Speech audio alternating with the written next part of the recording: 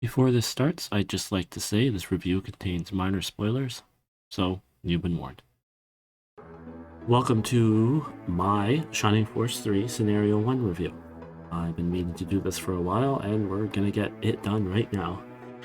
So I'm gonna break the reviews down into about 4 parts. I'm gonna give a background, I'm gonna point out some good parts about the game, some bad parts about the game, and just some other random thoughts I had about the game. So, first things first, Shining Force 3. It's a sequel to Shining Force 1 and 2. I did not know this game existed until maybe 2009, 2010.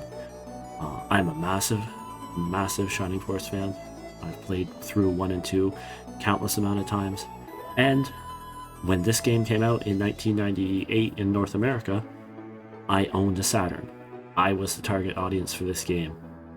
And I think that says a lot about the marketing about the marketing of the game, where I was there, I wanted this, I would have bought it, and I've heard nothing about it. Was not even aware of its existence. Of course, back then, you either got your video game news from ads on TV, or, it might be on a video game review show, or most likely, I found out a lot about my new video games from magazines like Electronic Gaming Monthly, Nintendo Power, etc. And I don't remember hearing anything about this, because if I did, I would have been all over it. So Shining Force 3 is actually released in 3 parts. There's Scenario 1, Scenario 2, and Scenario 3. This is, of course, a review for Scenario 1. Scenario 1 is the only game that came out in North America. It was released in North America in 1998 and made in Japan in 1997. So when this game was released in North America, they had to translate it in a way so that Scenario 1 ended as a standalone story. So there's not a whole lot of changes from what I can remember to the script, but the ending is real rushed to make it seem like it all wraps up in a nice little bow. I have played through both the American and the Japanese translated version of the game. I did that back to back, actually, right when I found out about the game in 2019. I tracked down a Saturn emulator and played it, and then about halfway through, I found out that, there was a translation patch. So I played through it in English, well, it's both times in English, but I played through the US version, and then right after that, I played through the Japanese version, which we call Shining Force 3 Scenario 1. Shining Force 3 Scenario 1 is about the story of Symbiosis, who is a member of the Republic, and he is the son of I'm not sure if it's a Republican general or an important Republican political figure anyway. And basically it's a story of intrigue. What happens is the other Imperial force captures or it appears to have staged a capture of the Imperial Emperor, and basically that causes a whole lot of strife as we go through the game and eventually figure out that there is another force behind the capture of the Imperial King, and framing it on the Republic, and that force is what's called the Bolsum sect, who appear to just be really a generic evil cult. We don't learn too much about them in Scenario 1. They just appear to be attempting to resurrect what are called the Vandals. We do see Gom, the main baddie of the Vandals, appear in Scenario 1, but literally all that is an appearance.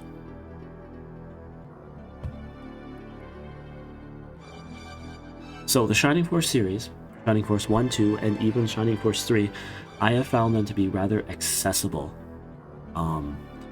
strategy JRPGs. The entry level is fairly straightforward. There's not a lot of, I'm missing this, or I don't understand how this works. They're fairly easy to figure out. They're a touch easier to figure out than the Fire Emblem series, which is what I always compare it to, because they're fairly comparable. The one part that makes it more accessible is your weapons don't break. I've always found weapon management annoying in Fire Emblem games, and there's no permadeath. which you can turn off in the newer Fire Emblem games, and it's just it's a little less micromanageable. Also, this is a weird point to make. One of the good things about this game is it exists for years, and for years for myself, and even for years for the general Shining Force community. It's always been, why don't they make more games in this series? There's occasionally Shining games announced. Heck, I don't know the date of it. I've been around for a long time doing this, but there was even a Shining Force game announced with the title of Shining Force that we all got excited for. Maybe they're making a Shining Force sequel, but no, it was just a third-person adventure game or something along. Anyway, it wasn't Shining Force. It wasn't a strategy game. And for myself, having wanted a sequel to Shining Force 1 and 2 for years, finding out this existed in the late 2000s,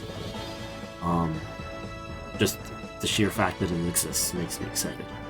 There are improvements here to the battle system, small ones. There are more weapon types, so instead of a class equipping just, you have swords, or horses or cavaliers have lances and spears. Each class has a selection of weapons. So we'll use your hero class, for example. You can do blades, swords, or rapiers. And each one of those weapons has its own attributes. So I think blades have a little higher attack power. Rapiers have a higher crit. And they also have what is called like a weapon level in the game. So if you have a character and you primarily keep him using swords, he's going to get better at using swords, so his sword class will do more damage. In Scenario 1, there's 3 levels of it, so there's a level 1, 2, 3 levels. So if you have a character with a level 3 sword skill, and all of a sudden you come across like the end game rapier, for example, even with a vendor sword, you might have a better attack just because you've trained swords for so much. And that also adds another thing they've done with weapons, which is they've added special attacks. So I think they've basically just replaced criticals with special attacks. And these are they do extra damage because they're replacements of criticals, but sometimes they'll put you to sleep. It's just a little extra thing you can add, and there's levels of them. So eventually, when you have level 3 weapons, you have 3 possible special attacks that they can do. The other ways they've improved the battle system, I don't know if they took it from Fire Emblem or not, because like I said, I'm more familiar with the later game Fire Emblems. There's friendship points. So if you're standing next to a character who you've used a lot together in battle, they'll gain friendship, and that will give them certain attributes, such as more attack power when attacking beside that person. Another little nice cool thing that they've improved is maps. On a battle system, you can have 2 maps, 2 places where you're fighting. So you can have the big map where you're usually fighting on, and there can be like a room in the map which you can move into, which is a smaller battlefield. And so you can kind of have like 2 battles going on at once, which is a nice improvement as well. There are no bad characters in this game. Possibly with the exception of Pen, who's a bit more of a joke character, a bit more like a yogurt, but almost every character you come across, you can use them in your force. They're not going to drag you down. You're not going to make a terrible decision by not using this character instead of that character. They're all fairly well balanced. Speaking of characters, one of the things that also is good is I feel like there are more characters in your force in this game that have character development. For example, Grace and Mascarin, the priest and the mage character you get at the start of the game. They're shown as friends at the start of the game, but all throughout the game, they're shown having conversations with each other in the main story. You don't have to hunt that down. Whereas in comparison to a lot of the previous Shining Force games, you'd recruit a character, they might have their little bit of personality, but for the most part, that's it. They're not really talking. And, that goes for Don Terrace, Mascarin, Grace, even Eldar, a bird character you recruit later on, they have continuing ongoing stories. You have moments where Albright and Khan just have little character moments that are just not present in the previous games. So there's a lot of depth that's been added to the game in that way from the previous ones. Another nice change they've made from the previous ones is they've done a lot to buff the generic, basically buff mages and wizards. In previous Shining Force games, you have Blaze 1. That would stay a static 6 or 7 damage, depending on the enemy you're fighting, but it would basically never increase. So what they've done in this game is Blaze does more damage at the start, or magic spells do more damage in general, but they also, as your character levels up, or as your character gets promoted, the spells continue to increase in their damage output. So there's never a point in time where the wizard class tends to feel obsolete. That wasn't really the case in Shining Force 1, but as enemies started getting more and more HP in Shining Force 2, the class itself started to feel rather obsolete. That's not a case in this one. You could say they overcorrected it, and mage characters now do more damage, which I kind of agree with, but it was a welcome change. Oh, and one more thing to add. The biggest improvement this game makes is the final fight in the game makes use of all your characters.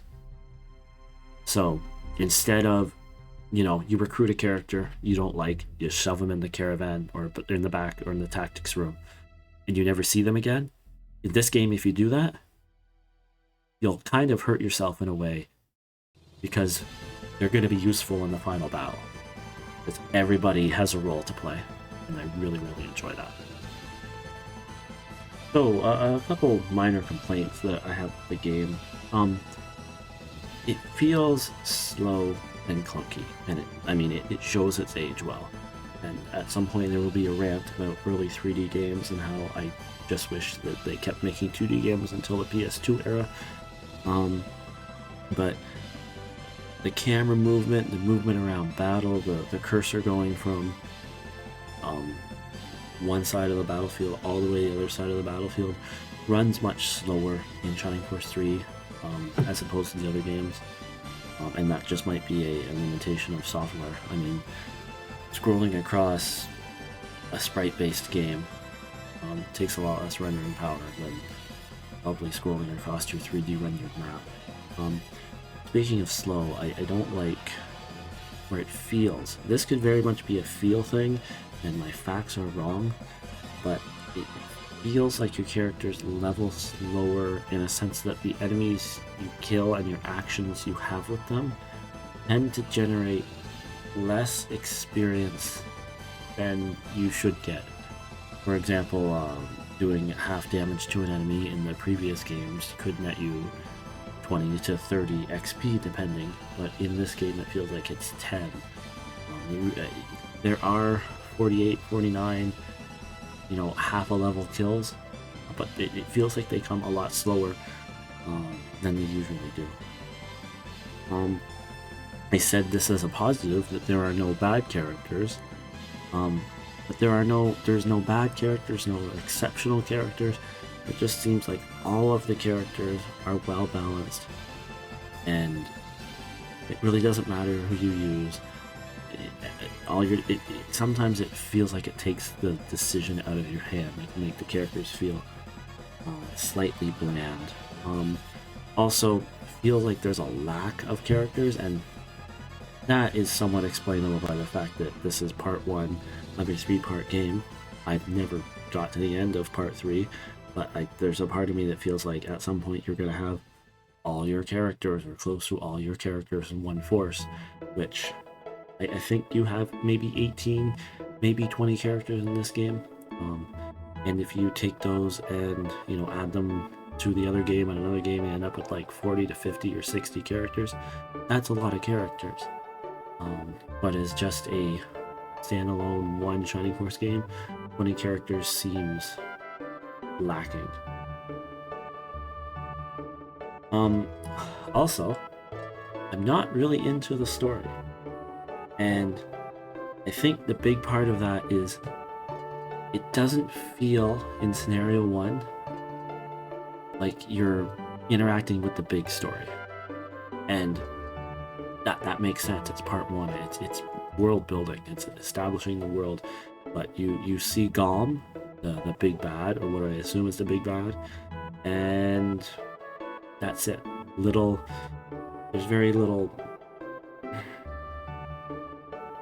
You don't feel important. You feel like you're stuck in this little Imperial versus Republic spat, which is meaningful, but in the grand scheme of things, doesn't matter. I like to compare it to the Grand Seal and Gallum Shining Force 2 scenario. But even during that scenario, everyone was going, what's up with the Gallum King? Why are they acting like this? Something's obviously wrong. And the Bolzum subplot, or what's behind this, always feels a little secretive and always doesn't feel grandiose enough. And part of that, even the villains even seem underwritten as well. I think there's Falali and I can't remember the female Bolzum monk you also fight. They exist throughout the game. They're in chapter 1. Asanda is the female character I'm referring to. They're in chapter 1, in chapter 2, all the way to chapter 5 and 6, but they just feel a little flat, feel a little unimportant. And I think that's because, like I said, they don't feel connected to the big plot of the game. Another strike against it, unfortunately, and I think it's a bit of a limitation of the hardware. So it's not a huge strike against. It's a strike against the game, but it's not necessarily a huge strike against the game at the time. Is it uses the chapter system. So what that means is it's you have a couple towns. Here's the story. This is a chunk of story. Move on to chapter 1, chapter 2. But once you're into chapter 2, can't go back and explore anything in chapter 1. So it effectively makes the world feel smaller. It makes you feel like, hey, there's this town, I can't go back to this town. And on top of that, there's not a lot of world map walking at all. Get from one town to the other, it's basically, you might aggress and have to walk back out. Or you might aggress and have to walk to the place, but there's very little walking around, exploring, falling into battles. I think that's much more of that's something that was improved in Shining Force 2 to Shining Force 1. I think Shining Force 1 is a lot like the chapter system as well, where there's not a lot of world map exploring and you just kind of walk into battles. Like you get out of town, here's your battle. You move to this place, here's your battle. Very little exploration that's being done. Oh, and I have to mention this because it is very much a thing. The voice acting is, it's a 1996 or 1997 game, 1998 game, is expectedly terrible. But it's terrible in it's so bad it's good way. I wouldn't want it to be exceptional. I wouldn't want it to be, if it was a little better, it would almost be bad, because sometimes the words come out and you're just like, oh my god, I can't believe this was recorded, I can't believe this was accepted. It's as if I do software development as a job, and it's as if in making this game I did the voice acting for it, rather than hired a professional or even someone who was good at it. Some of my best memories with the game are when you fight your first, and I guess really, I think the only Vandal you fight in Scenario 1, you fight them at the mansion, and it's just called a lesser Vandal. This is a fight that features a lot of undead, skeletons, bats, a lot of spooky stuff like that, and there's a decent little tune that plays. It's one of the few really good pieces of music in the game that, if you know Shining Force, music isn't its strong point, but it really creates a nice vibe. And then the fight with the Vandal himself, he has 120 HP, which is significant for that point in the game. And my characters are doing 10 or 8 hit points of damage a turn. and I think his hit points were recovering like the SF1 bosses. So it led to this like really long slog where it was just a lot of effort and work to put him down, and it really felt like, oh, we're getting into the more serious stuff here. This game is taking a turn. Unfortunately, it went right back to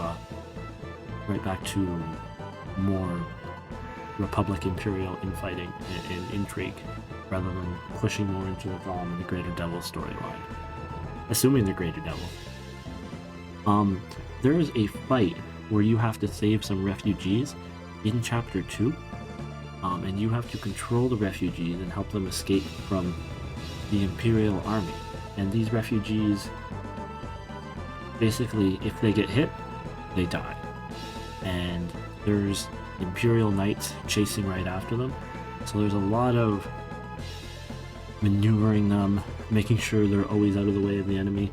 It's a very stressful situation, and it's a very rewarding and big improvement from the previous Shining Force games, which didn't really have that. Their battles were pretty much straight ahead, either take out all these enemies or kill this boss. But this battle was really a step up from the previous logic and added a level of strategy that's not usually seen. And I've already gushed about this, but the final fight where you end up controlling 2 armies consisting of all of your characters, and it's a really interesting dynamic, or at least it was for me, in which we had my main army, which generally consisted of the characters from the main force, who were all, level 13, 14, 15, high level, what they should be, and the other fight, which consisted of the characters that I didn't use that much, or stuck in our base, where like, I think we had Justin at level 4. You can hire mercenaries for the fight. I had to because I didn't have pen. And it's a very gripping fight, because you need to take this second force, which is lower level, and pretty much has to scratch and crawl to get past most of the enemies you're fighting. You have to take that force, and you have to destroy the enemy, destroy this enemy, and basically that will destroy a bridge, which will take out the main thing that you're fighting in the battle with all your good characters, which is something called the Colossus. And this Colossus is essentially set up in a way that you can't defeat it. You're only left to survive. And it does not too much, but enough damage to really make you frightened to your main party. So it really turns into this race where you're racing, get rid of this high level target with your low level characters. And in that battle, there's kind of a, ooh, am I going to do it? Am I not going to make it? Are my low level characters even strong enough? And then in the main battle, you're also just holding on each turn, because basically this Titan Colossus isn't necessarily killing you, but it's slowly whittling you out of resources that eventually, yeah, it will take you down.